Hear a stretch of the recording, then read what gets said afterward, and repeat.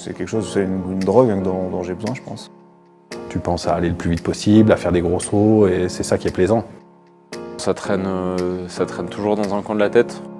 Ça me plaît parce que le côté adrénaline me plaît, mais après il a fallu aussi être sûr de ses capacités. Non, mais c'est sûr que c'est quelque chose qui m'attire. Pourquoi? J'allais dire, je sais pas, mais je sais un peu parce que j'en ai besoin et que j'aime ça. Dans tout ce que je fais dans ma vie, j'ai besoin qu'il y ait... Enfin, si c'est platonique, ça me va pas, ça me saoule, quoi. Je suis pas casse-cou énormément à la base. Moi, j'aime par contre la vitesse et tout ça, ça c'est sûr, en voiture, tout ça. Malheureusement, je devrais pas trop le dire, mais j'aime. J'en ai souvent perdu, mais bon, je me suis un petit peu calmé, mais j'étais comme ça un peu plus jeune. Après, j'ai jamais été un casse-cou vraiment dans l'absolu. Par contre, j'étais capable, quand j'étais plus jeune sur les circuits Coupe du Monde, comme on dit, de poser le cerveau à côté et de prendre des risques insensés, quoi. On y prend du plaisir. Quand j'ai décidé de devenir descendeur, enfin je sais même pas vraiment si je l'ai décidé, mais quand je suis devenu descendeur à la fin de mes années juniors,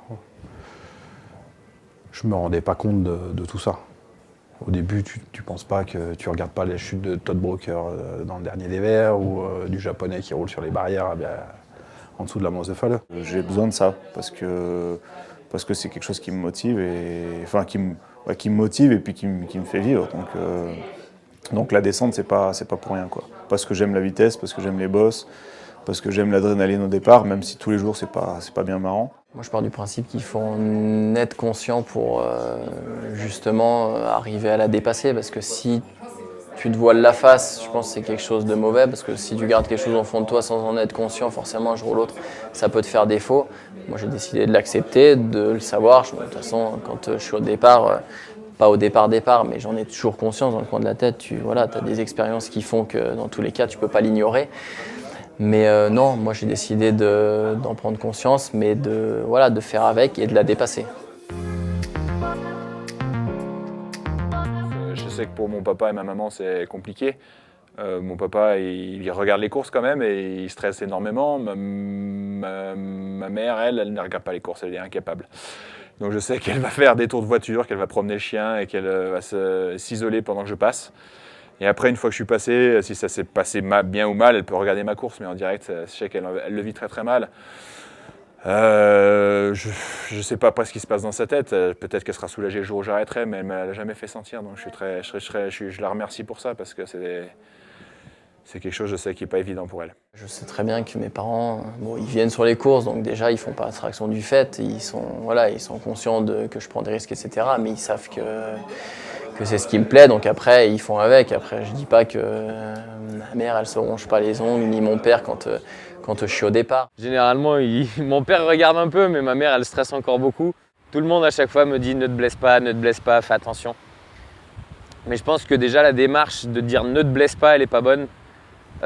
Du coup voilà, maintenant je les ai tous briefés. Je leur ai dit d'arrêter d'être négatifs, de mettre de la négation dans leurs phrases. Si je dois me blesser, ça arrivera, ou voilà.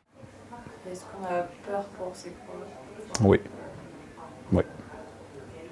Mais c'est très stressant.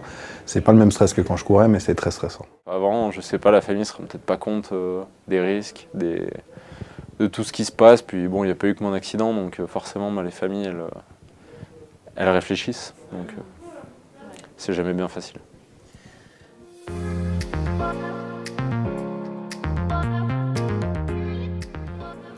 C'est sûr que c'est dans un coin de notre tête, David, on l'oubliera jamais. Et c'était une période difficile, on s'est rendu compte que les risques étaient élevés. Mais c'est un accident, ça n'arrive pas tout le temps, ça devrait jamais arriver. Finalement, moi par exemple, j'avais toujours envisagé le fait de me blesser, ça c'est quelque chose que j'avais accepté, j'ai jamais accepté le fait que je pouvais me tuer en course. Donc après, tu rentres dans quelque chose, dans une dimension différente, parce que tu prends conscience de manière très proche, très personnelle, qu'il peut t'arriver des trucs très graves. Après, je pense qu'on a tous décidé ensemble d'y retourner et que voilà, maintenant on vit avec ça, ça fait partie de nous, mais si on est encore au départ aujourd'hui, c'est qu'on a décidé d'en faire quelque chose que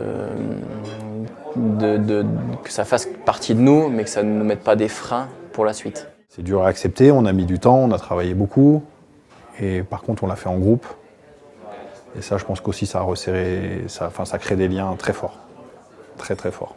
Même sans se parler, parce qu'on est des garçons un peu bourrus de la montagne, des fois. Mais il y a quand même des liens qui sont créés.